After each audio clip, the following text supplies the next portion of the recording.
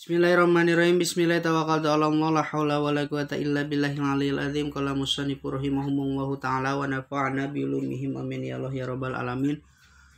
Allahumma shalli ala sayyidina Muhammad wa ala ali sayyidina Muhammad ila hadratin Nabi Mustafa Muhammad sallallahu alaihi wasallam wa ala alihi wa sahbihi wa azwajihi wa dzurriyyatihi wal anbiya'i wa mursalin wa ulai wa suhada'i wa sholihin wa jamil malaikatil muqarrabin wa khususan la rusyabil qari ajilani khususon ila ruhi syedina Abi Bakri wa Umar Usman wa Ali radhiyallahu anhum khususon ila ruhi Bapak Ibad Badu Jamal bin Aki Jamil khususon ila ruhi musannifu kitab al-arba'in nawawi sahnawi al-bantani al-jawi wa usulim wa purim wa silatihim wa mu'minina wa mu'minat wa muslimina wa muslimat al-ahya'i minhum wal amat lahumul fatihah. A'udzu billahi minasyaitonir rajim. Bismillahirrahmanirrahim. Alhamdulillahi rabbil alamin arrahmanir rahim maliki yaumiddin iyyaka na'budu wa iyyaka nasta'in ihdinas siratal mustaqim siratal ladzina an'amta 'alaihim ghairil maghdubi 'alaihim waladdallin ighfir lana amin. Bismillahirrahmanirrahim. Al-hadis asyara yang ngabahas arang lajengkeun kana al-arba'in nawawi halaman 23 nu aya kitab buka sabdina. Hadis anu ka 10 eta teh. Bismillahirrahmanirrahim. Al-hadisu asyiru arieta hadis anu ka 10na. An Abi Hurairah katampi ti Syekh Abi Hurairah radhiyallahu anhu muga-muga mikaridos Allah Gusti Allah anhu kaya Syekh Abu Hurairah.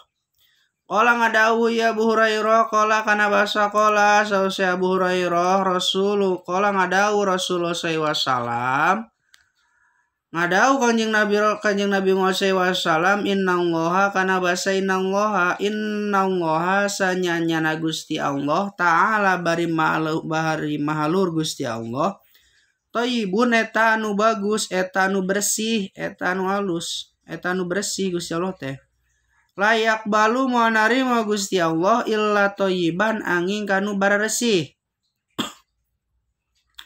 wa innallaha jeung sanyanyana Gusti Allah amaro eta marentahkeun Gusti Allah mukminina ka pirang-pirang jalma anu beriman bima marentahkeun kana perkara amaro anu geus marentahkeun Gusti Allah bihi kana ieu ma al mursalina ka pirang-pirang utusan Allah ka pirang-pirang utusan. Jadi Allah marentahkeun ka jalma mukmin teh kana perkara anu geus marentahkeun Gusti Allah ka pirang-pirang utusanana. Faqala tuluy ngadawu sallallahu Gusti Allah taala ya ayyuhar rusulu he pirang-pirang utusan pirang-pirang rasul kudu ngadalah aranjeun kabeh minat thayyibati tina pirang-pirang anu bararagus wa malu jeung kudu marigawe aranjeun kabeh sholihan kana amal anu bagus amal anu soleh. Wa qala jeung ngadawu sa ta'ala Gusti Allah taala ya ayyuhalladzina he jalma-jalma anu amanu anu beriman ya silladzi kudu ngadalar aranjeun kabeh min thayyibati tina pirang-pirang anu bararagus ma tegasna perkara rozaqna anu geus ngarizkian kami saur Gusti Allah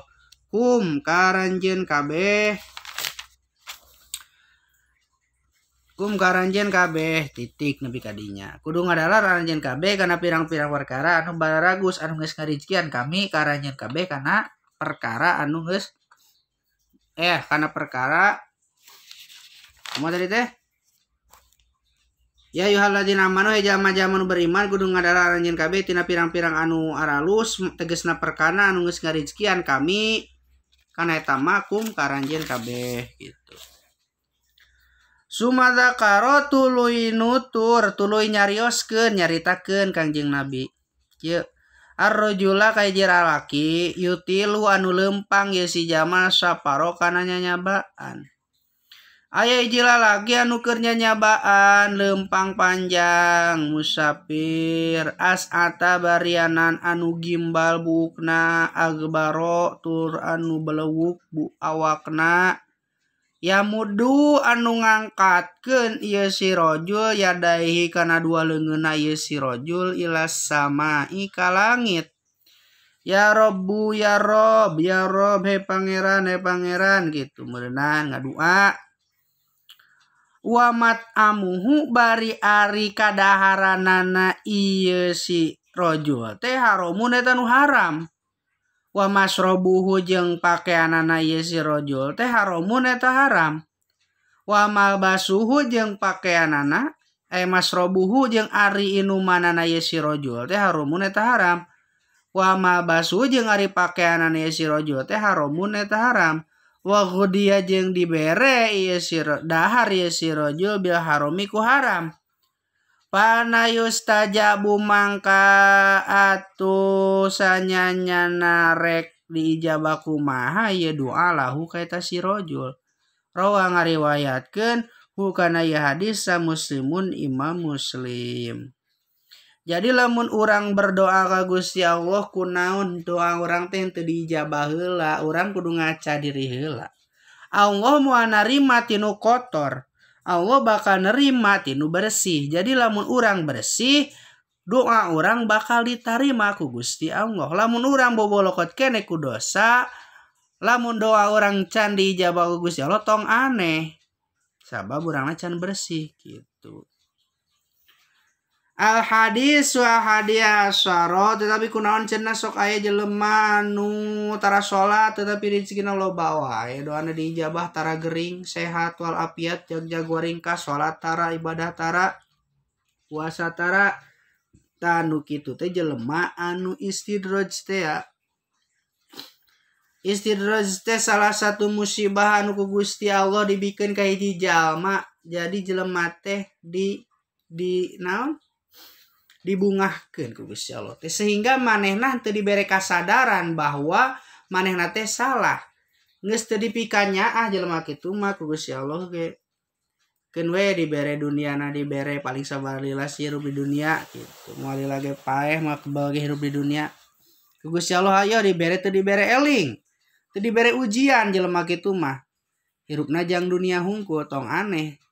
Jelema nu kos kitu mah istidraj ngaranna teh jalma anu disasarkeun ku Gusti Allah mainan teu daek berubah diri sendiri soalna gitu teh kitu. Lamun urang masih ditegur Gusti Allah berarti Allah teh masih sayang ka urang.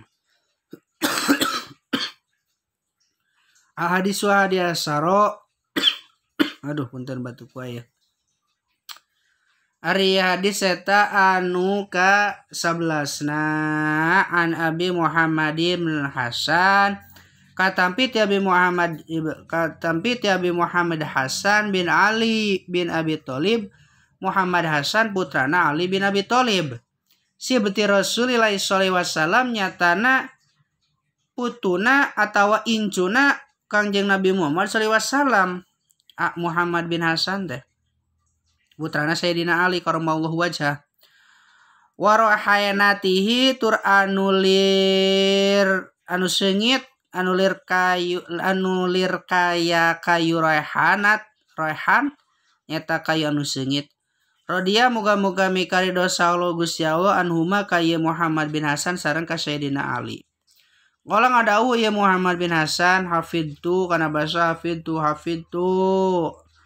nalar kaula min Rasulillah sallallahu alaihi wasallam ti Kangjeng Rasul sallallahu alaihi wasallam da kana basa da tinggalkeun ku anjeun ma kana perkara yaribu anu matak ngamangmangkeun ieu ma ka anjeun ilama prak pigawe ku anjeun la yaribu kana perkara anu henteu ngamangmangkeun ieu ma ka anjeun. Rawa ngariwayatkeun hukana ieu hadis sa Tirmidzi Imam Tirmidzi wa Nasa'i jeung Imam Nasa'i wa qala jeung ngadawuh saha Tirmidzi Imam Tirmidzi hadisun ari hadis hasanun eta nu alus sahih tur anu sahih. Jadi tinggalkeun ku anjeun perkara anu ngamangmangkeun jeung pigawe ku anjeun perkara anu henteu matak nganu henteu mangmang gitu. Al hadis asani asyara ari hadis anu ka 12 na an Abi Hurairah katampi Abu Hurairah radhiyallahu anhu radhiya muga-muga mikari dosa Gusti Allah anhu kaya Imam Abu Hurairah Qala ngadawu Imam Abu Hurairah qala kana basa qala ngadawu sa Rasulullah sallallahu alaihi wasallam Kanjeng Nabi Muhammad sallallahu alaihi wasallam min husni islamil mar'i eta tetep ti anu pang bagus-bagusna Islam na hiji jalma tarkuhu ari anu ninggalkeunna na ieu si jalma ma kana perkara layanihi anu henteu guna ieu ma hu ka ieu si jalma. Hadisun ari hadis hasanun eta alus eta anu alus. Jadi pangalus-alusna Islam na hiji jalma teh eta ninggalkeun kana perkara anu henteu guna ieu perkara kamanehanana. Ari rawa ngariwayatkeun hu kana ieu hadis sa At-Tirmidzi Imam Tirmidzi wa ghairu jeung ari liana Imam Tirmidzi hakada eta nya kitu pisan. Al hadis asal-asal wallahu a'lam bissawab.